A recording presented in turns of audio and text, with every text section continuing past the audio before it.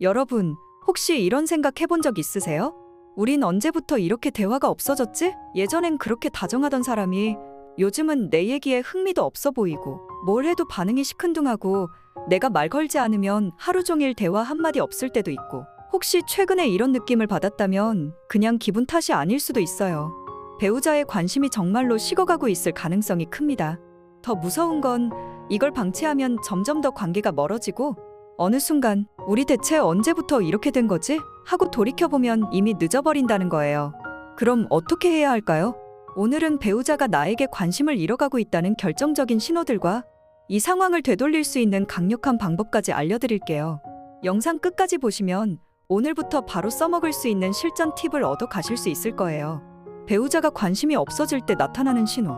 첫 번째, 대화의 양이 줄어든다. 예전에는 서로 눈만 마주쳐도 할 말이 넘쳐났는데 요즘은 어색한 침묵이 더 익숙하게 느껴지진 않나요?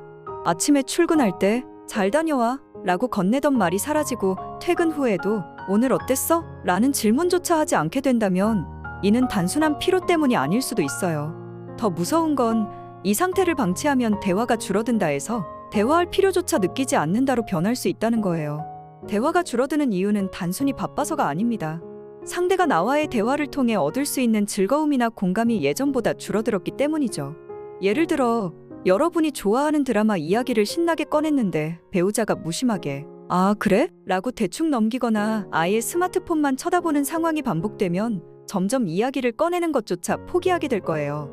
이렇게 대화가 줄어들다 보면 서로의 관심사가 달라지는 것은 물론 감정적인 연결고리도 점점 끊어지게 됩니다.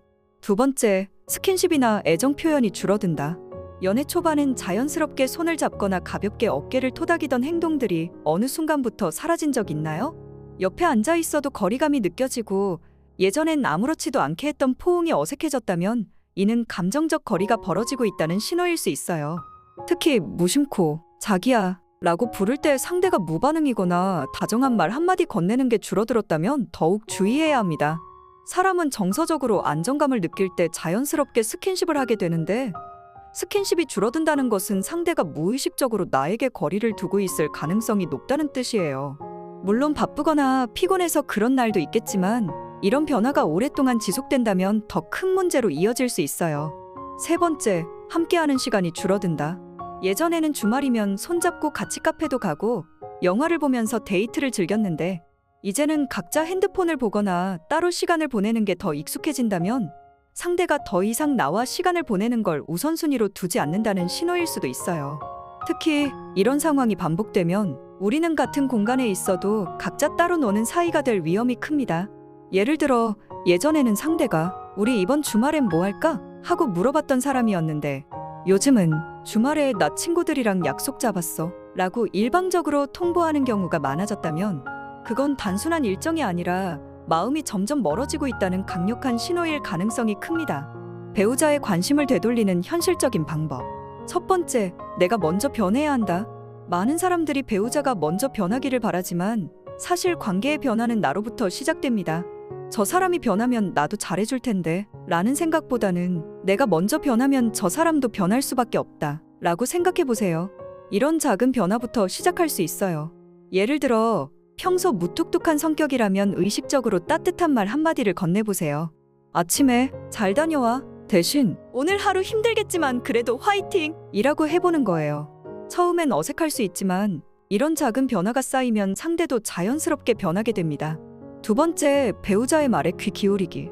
배우자가 퇴근하고 돌아왔을 때 "오늘 어땠어?" 라고 물어본 후 대충 듣고 "아, 그렇구나" 하고 끝내는 게 아니라 진짜 관심을 가지고 듣는 게 중요해요.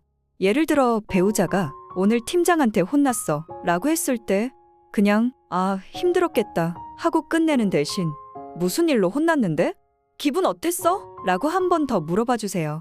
이렇게 하면 상대는 단순한 대화가 아니라 "아, 이 사람은 정말 내 이야기에 관심이 있구나" 라고 느끼게 됩니다. 세 번째, 작은 변화를 시도하기.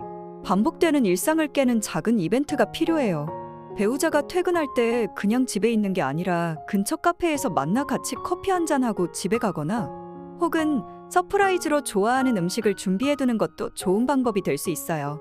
특히 갑자기 예전 연애할 때 입던 옷 스타일로 꾸며보고 오늘 나 좀 달라 보이지 않아? 라고 하면 상대는 무심코 지나쳤던 나의 모습에 새롭게 관심을 가질 수도 있어요. 네 번째, 서운한 감정을 바로바로 표현하기. 오해가 쌓이기 전에 감정을 부드럽게 표현하는 게 중요합니다.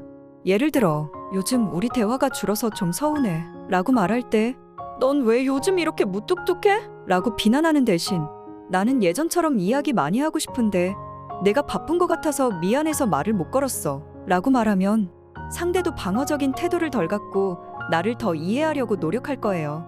배우자의 관심이 멀어진 것 같을 때 가만히 기다리면 관계는 저절로 회복되지 않아요. 하지만 걱정할 필요는 없습니다. 오늘 알려드린 방법 중 하나라도 실천해 보시면 분명히 작은 변화가 시작될 거예요. 이 영상이 도움이 되셨다면 구독과 좋아요 한 번씩 눌러주시고, 혹시 더 궁금한 점이나 여러분의 경험이 있다면 댓글도 남겨주세요. 앞으로도 유용한 영상 계속 전해드릴 테니 알람 설정까지 꼭 해두시면 좋겠죠? 그럼 다음 영상에서 또 만날게요. 인생별곡이었습니다. 감사합니다.